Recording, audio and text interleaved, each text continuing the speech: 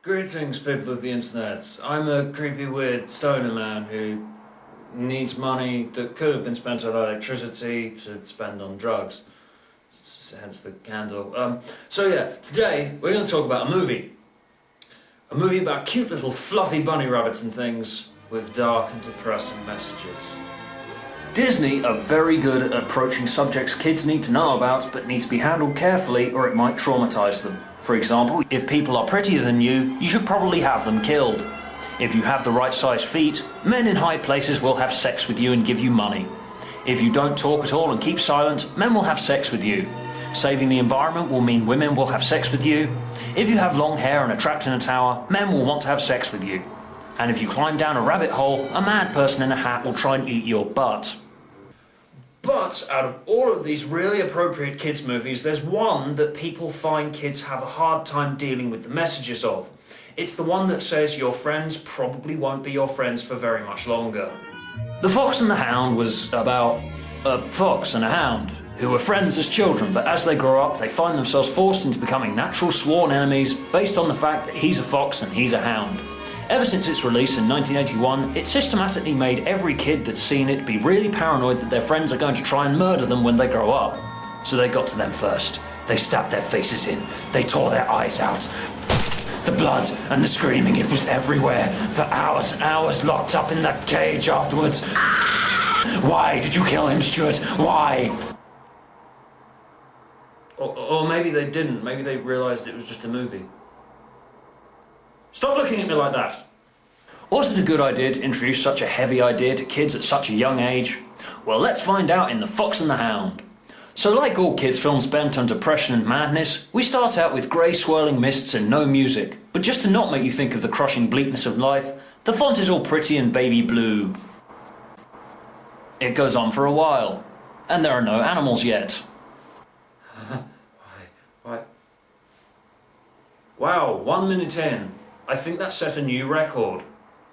Anyway, so finally, some stuff happening. Okay, a fox is running away from barking with her cub, and at last minute she has to ditch her cub and run away and... Dead mother! We have dead mother abandoning her child and getting shot by a hunter 4 minutes in. Oh my Christ, that's fucking bleak. I mean, look at the little guy. Oh, his mother's just been shot. And then an owl comes down and says, you know, you're gonna need some caring for. Everything's alright, kids. Listen to the friendly owl lady. Look at the friendly owl lady. Everything's okay now. No, it's fucking not. Here is his mother. She is dead. Dead, just like that. Blam, her corpse is rotting. When will you wake up, Mother? Please wake up. Put your brains back in your head. The blood, it's everywhere. I've got it on my hands. Ah! Oh, no. Not me, not Big Mama now. Why the fuck are you called Big Mama if you're not a mama? And these other two talking birds are depressed on his behalf as well. Let's all kill ourselves now and just get it over with, because, you know, there's no point in life anyway. There's no point in having friends, because they'll just either die or want to kill you. And there's no point in even having pets, kids, because they'll just grow old and wither and die. Yeah, Lassie went up to play on a farm, did he? Well, then he was shot by a hunter and was dead. His face was rotting. Anyway, so the birds tricked the old lady that lives in the house conveniently built just next to the fucking hunting ground. Yeah, great place to keep livestock, you fucking idiot. Into adopting the cute little cuddly guy. Anyway, so... No, not so fast. Oh, he's so cute. His mother's just been shot. Can we have a bit of breathing room, please? Anyway, so the hunter, who conveniently lives right next door, brings a puppy home to be trained by his old dog, and... Aww. I'm sorry, orphan child 10 minutes ago. Does no one take dramatic complications seriously in this film? Oh my god, Hiroshima's nuked. Everyone's dead. Let's all have ice lollies to celebrate. Yeah, this movie has a habit of doing gnarly shit and expecting you to calm down 2 seconds later with cute fuzzy things. So then we get revealed that the nice old lady is a part-time hooker who wanks off dirty old men in her barn to pay for her house. Just kidding, she's milking a cow, but I bet you believed me for 5 seconds there. Anyway, so Todd goes and plays and talks to the birds like a fucking hippie. These birds' names are something and something else. For the sake of accusing this movie of ripping something off, I'm going to call them Lenny and George. And they're trying to get this caterpillar for the entire film. So yeah, I know this sequence of them chasing the cute little caterpillar is meant to be cartoonish and silly and funny, but given 10 minutes ago, I keep thinking this scene is kind of the wildlife equivalent of this. So Copper and Todd meet up and play hide and seek. When you're the best of friends, having so much fun together, you're not even aware you're such a funny pair. Warning, obvious symbolism. Feel sad for their future now. Copper, you're my very best friend. And you're mine too, Todd. And we'll always be friends forever, won't we? Until I'm forced to tear your throat out by societal pressures. So the chief wakes up and tries to kill Todd, and the hunter wakes up and literally tries to murder him. No amount of comedy music and people's trousers falling down will not make this scene about bloodthirsty murder of our orphaned protagonist. And the lady stops the hunter and takes his gun and shoots his car. Hold it! Right there! An old lady holding a gun in a man's face. A loaded gun.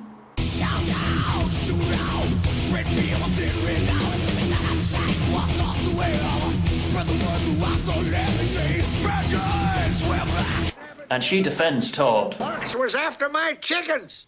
Rubbish and poppycock! I don't believe it. He wouldn't hurt a thing. You never. And he proves his temper by stamping on his hat. Fucking hat. Well, I can see where he's coming from, because domestic violence against household objects and pieces of clothing is always justified.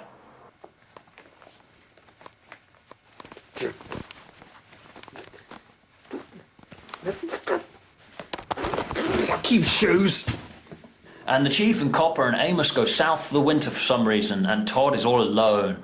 And Big Mama gives him a lecture about Todd being too big for his boots, and when Copper comes back, he'll have changed in the form of a musical number. And they tell him Copper's going to be his enemy and show him the Chief's cupboard of dead bodies. Oh no, not my friend Copper. He won't ever change. Aw, he's so cute that he thinks life works like that. So the snow comes and the birds continue to try and kill the caterpillar, and Copper is taken through the snow with the Chief, and some slow, ploddy music plays, and it's all cute and happy. And a bunny! Kill it! Kill the bunny! Kill the bunny! The bunny must die!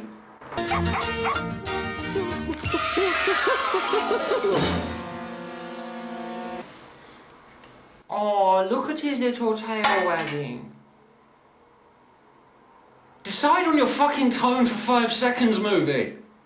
So Big Mama comes out of hibernation, and Todd's now grown up, because animals grow up quicker than you do, kids. That's why if you have a pet, around 3 or 4 years later, it's going to drop dead. You will watch it grow and wither and die, because everything dies.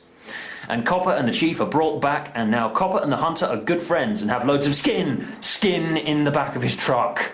So Todd goes to see Copper. We're still friends, aren't we? Todd, those days are over. And the Chief and the dogs chase Todd, and the Chief gets hit by a train and falls off a bridge. No fucking way does a dog survive that. Okay, here is what happens when a human being falls off a bridge and is hit by a train.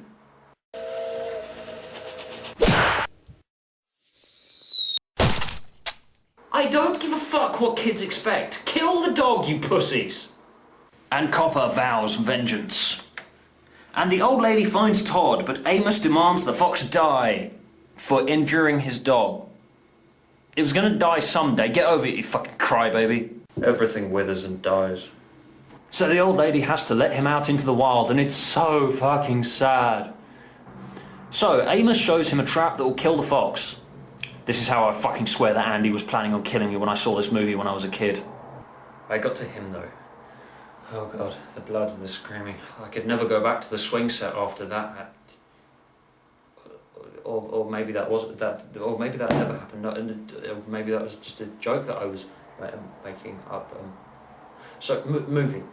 And Big Mama sets up Todd with the lady fox. Last night was pretty miserable for you, wasn't it, honey? Just terrible. Don't get down about losing your friends, kids. You can always have sex with the first lady you come across to end the pain. Especially if you sliced that friend's head off and shoved it down the toilet. Hypothetically. And so Todd gets a fox boner and... My name is Todd. Todd? That's a nice name. Back away slowly. The can of mace is in my fox handbag. It's okay. Calm down. So he takes her fishing. Yeah, Todd, the ladies don't want you to take them fishing. They like to be romanced with flowers, chocolates and flamethrowers. Okay, only the last two of those are true.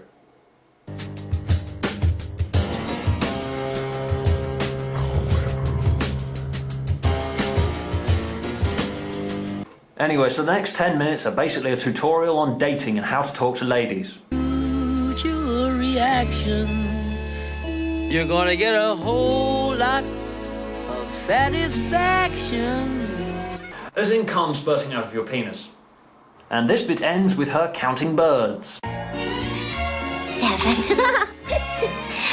Oh, I think 6 would be just right. They're not even trying anymore, are they? 6? 6 what?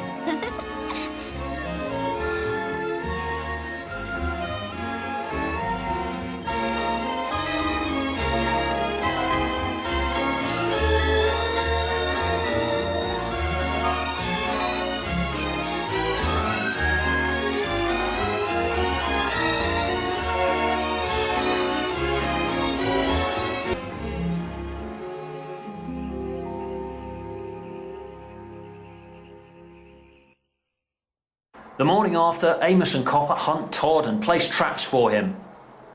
Is it just me, or is this turning into a fucked up version of Stop That Pigeon? And they chase him, and Todd and Copper have a fight, and they end up on a bridge over a waterfall, and leads Amos into the path of the bear, who tries to kill them both because bears are just like that. They're not like Winnie the Pooh, that was just propaganda. But Todd distracts the bear because this is a Disney film, and sticking up for your friends even when they're dicks to you is the right thing to do. But then again, what did Disney know? Just know that it's okay to kill them when they're plotting your death. Because he was plotting my death. I was right. I wasn't delusional. And the bear and Todd fall from the waterfall. Why am I not on the edge of my seat? Because things don't die by falling off stuff in this movie. They just look all sad and break their limbs. And Copper stands up for Todd when Amos wants to shoot him. Get out of the way.